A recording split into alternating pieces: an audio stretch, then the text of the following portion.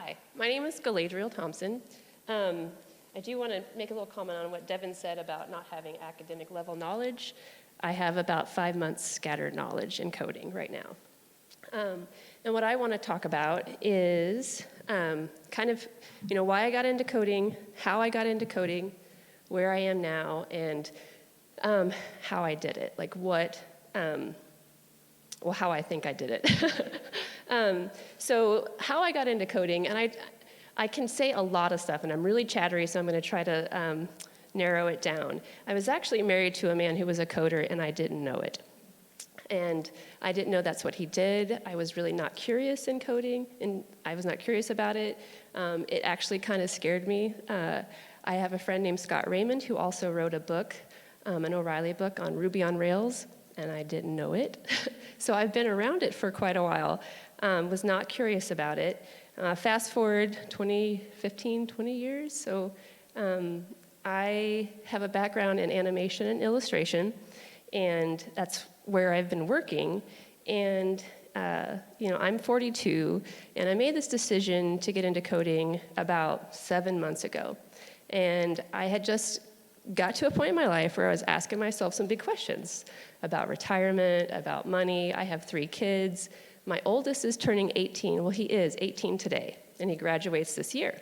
And my boys live in Montana. And so I was thinking about money, to be really honest about the future and how I felt like my art career wasn't providing enough for me to be able to do some things that I wanted to do, which was I wanted to go visit my boys, I wanted to fly them out, I wanted to do things. I just saw a future that needed some help. That still didn't get me to coding. I just was open to thinking about other things. One of the things that got me into coding was a random podcast where I heard Naval Ravikant talk about programmers. I don't know if anybody's familiar with him. And what he talked about was sort of the future and what the future is going to look like and what programmers do and how many programmers are out there. So it kind of got me interested. I didn't know that's what programmers do. I didn't know coders did a lot of the stuff that they do. And then I heard an interview with Melinda Gates and David Letterman. And Melinda's talked about, again, what programmers do and who they work with. And it was kind of opening my mind to, wow, this is a whole lot more, this space is a lot bigger than I thought it was. And then she talked about how, programmers pretty much run the world. Everything we consume is probably written by a programmer. And only 19% of programmers are women. And so I saw that there was some space for me in that world. So what I did was, I started doing a little research. I reached out to my boyfriend's dad, who is a software architect and a modern agile coach. So see, I am surrounded by this and didn't know it until I started to get interested in it. So he started me on Python, and I really loved it. And it kind of lit my brain up in a way it hadn't been since I was in school, like studying science. I have originally I started school in neurological research way back in the day and then got into the arts. So there was something that was happening when I started coding, and it started getting me really excited. So I just kind of followed that curiosity. And then I attended a self-guided boot camp. And within that boot camp, what I did was I took full advantage of all the connections and the networking that this boot camp provided. And so what I did was I just started talking to people. And it's one of the things that I'm the most nervous about, which is just being vulnerable and talking to people and meeting strangers and telling them what I'm interested in and having those conversations, but I did it. So where I am now is I have a 3-month internship at Bison Technologies, a software developer. I've joined some forces with those people in my network and community. We're Tony here, he's a part of what we call the Angular Mafia. It's a little group where we're building Angular apps. And then I'm starting a podcast with another developer that I've met in the community. So I jumped in pretty hardcore, and I kind of spent all my time now in the coding world and doing something around coding. But the thing I really want to talk about is when I got into coding, I was getting out of the creative world because I was getting burnt out and I was a little tired. But when I started coding, I didn't realize that there was so much space for creativity. when I was in that boot camp, one of our first projects was to build a portfolio. I didn't really know how to code yet, but I knew how to draw, and I knew how to make things move. So I kind of leaned on those strengths, and this is my portfolio. And the thing I'm going to mention about my portfolio is that this is literally the first thing I built. I built it with an art background in mind. It's got my videos and animations, and I wanted to make things move. It does not work on your phone because I did not know how to do that at the time. So this is a portfolio that I hope to have another talk. Here it is now. The next talk is going to be after I've got a bunch of feedback, made those changes, and I'll show you what the feedback and those changes will look like. So my portfolio, if I can get the mouse over there. Here. So I was interested in a parallax page. I wasn't a coder, started teaching myself how to code. I wanted to know how to do that. So that's literally where I started, was just trying to figure out how to make a parallax page, and I did it. And there's things I can still change about that. So let's go to here.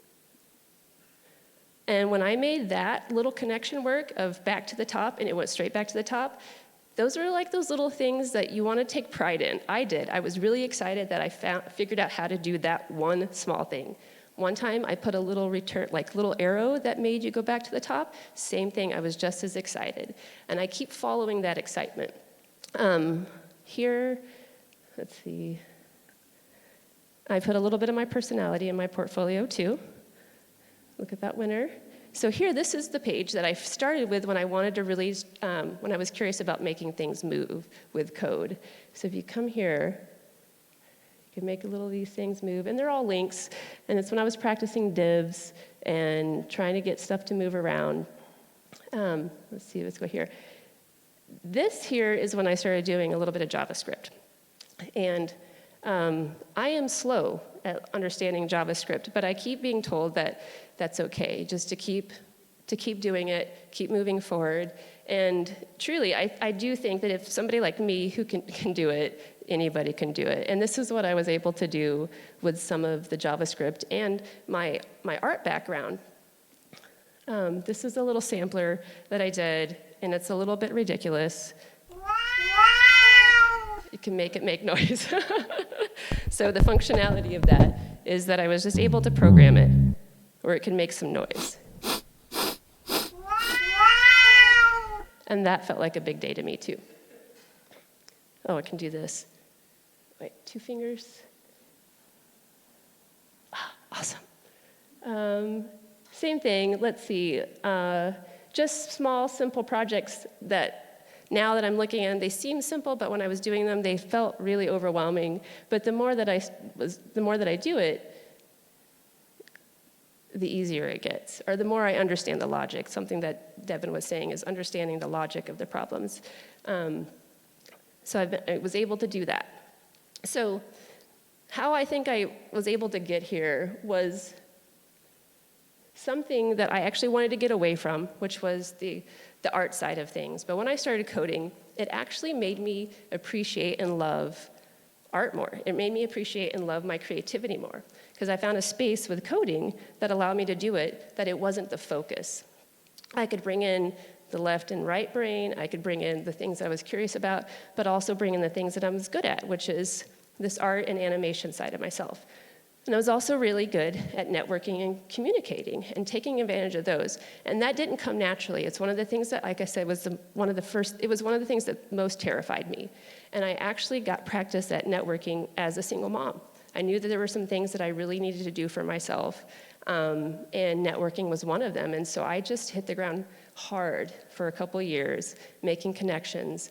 And when I started getting into coding, that skill really paid off. And so now I do want to take a moment to talk about the community here in Oklahoma. You guys are amazing. You made me feel incredibly welcome. You guys are so enthusiastic, and you're so encouraging, and you're so inviting. I really appreciate that. It makes me want to stay around. It makes me really curious, and it makes me want to continue doing stuff. So I just want to say thank you about that.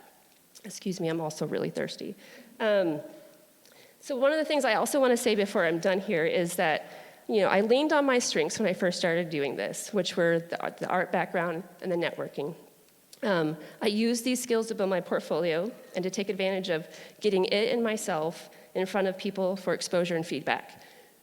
Feedback, it can be so hard, but I did. I would take my portfolio to portfolio nights and get feedback, and it would be like a speed dating round where you just have 9 minutes, somebody looks at your portfolio, they give you all the constructive, hopefully constructive criticism, but you're also getting yourself in front of people who are in this community. They see your face, they hear your name, so they know that you exist in this community now.